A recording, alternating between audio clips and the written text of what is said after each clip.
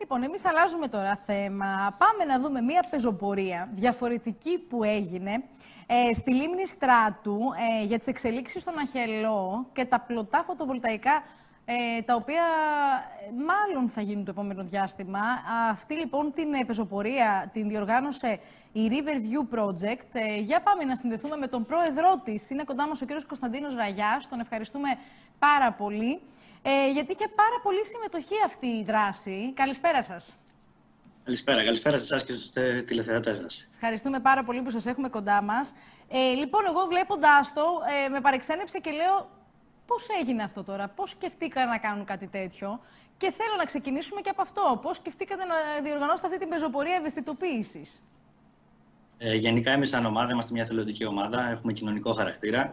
Κάνουμε διάφορες πολιτιστικές και περιβαλλοντικές δράσεις. Και με αφορμή τα πλωτά φωτοβολταϊκά τα οποία είναι σε δημόσια διαβούλευση μέχρι τα μέσα του Μαΐου, μέχρι 16 Μαΐου συγκεκριμένα για τη λίμνη Στράτου και Καστρακίου και μέχρι τα μέσα Ιουνίου για τη λίμνη Κρεμαστών, θέλαμε να ενημερώσουμε τον κόσμο για το πού ακριβώς θα γίνουν τα πλωτά φωτοβολταϊκά, να ευαισθητοποιηθεί, να ενημερωθεί και αν έχει κάποιες ενστάσεις να τις υποβάλει στο ηλεκτρονικό περιβαλλοντικό μητρό με τους κωδικούς TaxisNet. Είναι ένα δελτίο, ένα ΔΕΛΤΑ11, ένα έντυπο, το οποίο ο καθένας μπορεί να γράψει τις ενστάσεις του. Τώρα, εμείς το έχουμε συζητήσει και με την ομάδα μας. Συμφωνούμε με το Δήμο Αγρινίου, ο οποίος ομόφωνα γνωμοδότησε αρνητικά.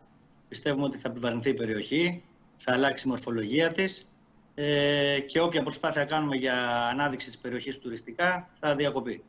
Μάλιστα. Πάρα πολύ κόσμο εγώ είδα, μικρά παιδιά, μεγάλοι.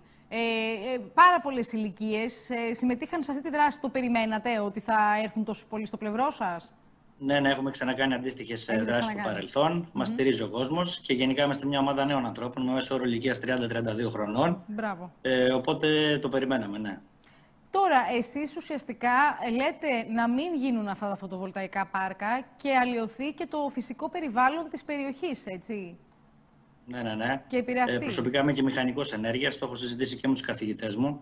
Έχουμε κάνει και μια έρευνα κοινωνικής αποδοχής έργων ΑΠΕ. Γενικά, οι τολοκαρνάνες είναι θετικοί στις ανανεώσιμες πηγές ενέργειας, αλλά όταν έχουμε ένα οπλοστάσιο που είναι το υδάτινο στοιχείο μας, η λίμνη μας, και το αλλοιώσουμε με πλωτά φωτοβολταϊκά, πιστεύω θα διαλυθεί όποια προσπάθεια κάνουμε για να την αναδείξουμε και να προστατέψουμε την περιοχή μας. Οι καθηγητές μου ίδιοι που με διδάσκανε ανανεώσιμες πηγές ενέργειας, μου λέγανε ότι δεν γίνεται και πώς θα δεχτείτε να βλέπετε αυτό το μαύρο το πράγμα. Αναφερόντουσαν φυσικά στην οπτική όχληση, στις περιβαλλοντικές επιπτώσεις και φυσικά ότι οι λίμνες μας είναι πάρα πολύ μικρές για να τις γεμίσουμε με πλωτά φωτοβολταϊκά. Είναι μικρή η λίμνη, τη βλέπουμε και στις εικόνες. Είναι η λίμνη Στράτου αυτή. Δεν είναι μόνο μία, είναι 3 τεχνητές λίμνες στον Αχελό. Είναι 3 φράγματα κατά σειρά, όπου έργα προτείνονται και για τις 3. Μάλιστα. Οπότε και οι 3 είναι μέσα. Και για τις 3 τεχνητές λίμνες, ναι. Πολύ κρίμα, πραγματικά, γιατί πέρα από το φυσικό περιβάλλον και το τι θα βλέπετε, είναι νομίζω και η καταστροφή, έτσι, που επέρχεται από κάτι τέτοιο. Όταν είναι δηλαδή πολύ σημαντικό ότι από τη μεσαία λίμνη, από τη λίμνη Καστρακίου, υδροδοτείται όλος ο Δήμος Αγρινίου. Φανταστείτε ένα πλωτό φωτοβολταϊκό να είναι πάνω από το νερό που πίνει όλος ο Δήμος Αγρινίου νερό. Αυτό θα είναι... Δεν έχω γνώσεις, όπως έχετε εσείς, αλλά σίγουρα έτσι όπως το ακούω, μου ακούγεται βλαβερό.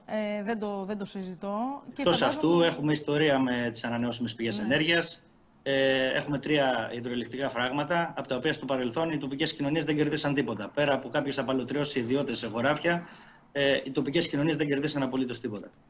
Υπάρχει λοιπόν ανησυχία. Χρειάζεται επαγρύπνισμα, κάνω ένα κάλεσμα στους πολίτες να είναι ενεργοί, να ενημερώνονται και να πράττουν μόνοι τους τα δέοντα.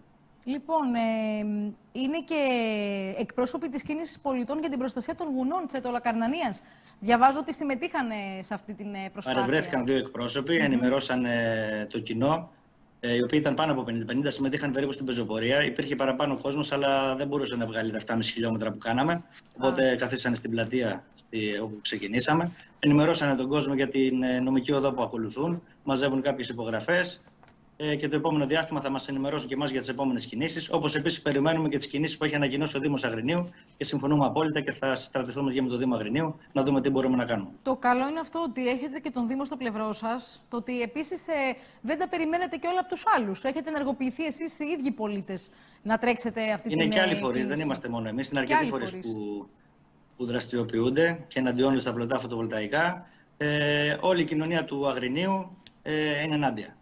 Είναι ενάντια λοιπόν όλοι σε αυτά τα έργα τα οποία ουσιαστικά είναι σε διαβούλευση, όπως μας είπατε και στην αρχή. Τώρα, η δική σας ομάδα θα συνεχίσει και άλλες δράσεις στο επόμενο διάστημα? Ναι.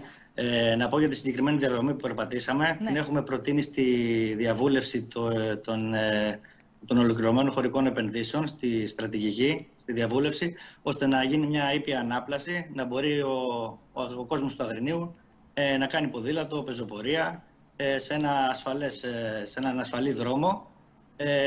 Ο Δήμος Αγρινίου σίγουρα είναι δίπλα μας, εξετάζει το αίτημά μας και πιστεύω το επόμενο διάστημα θα έχουμε νεότερα.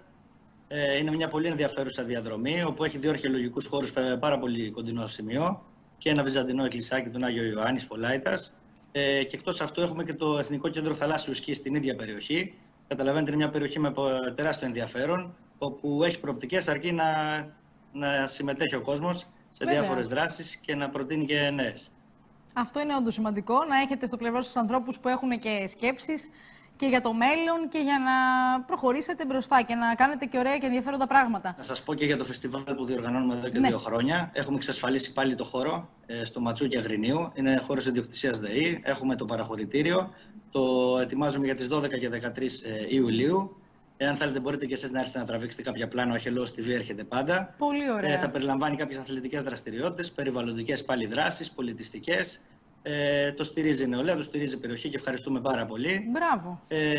Και εκτός αυτού, ετοιμάζουμε κάποιες δράσεις στη Λίμνη Τριχονίδα, περιβαλλοντικές. Μας αναζήτησε το Εθνικό Καποδιστριακό Πανεπιστήμιο Αθηνών, όπου μας πρότεινε θελοντικά να συνεργαστούμε για ένα ευρωπαϊκό πρόγραμμα Horizon για δράσεις αποκατάστασης και προστασίας της Λίμνης Τριχονίδας, όπου θα χρειαστεί να συνεισφέρει και η τοπική κοινωνία. Οπότε και εμείς θα προσπαθήσουμε να κινητοποιήσουμε λίγο την νεολαία, να αναδείξουμε τη λίμνη μας και να την προστατεύσουμε.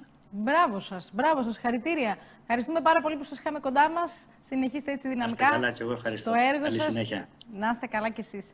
Λοιπόν, εμείς τώρα θα περάσουμε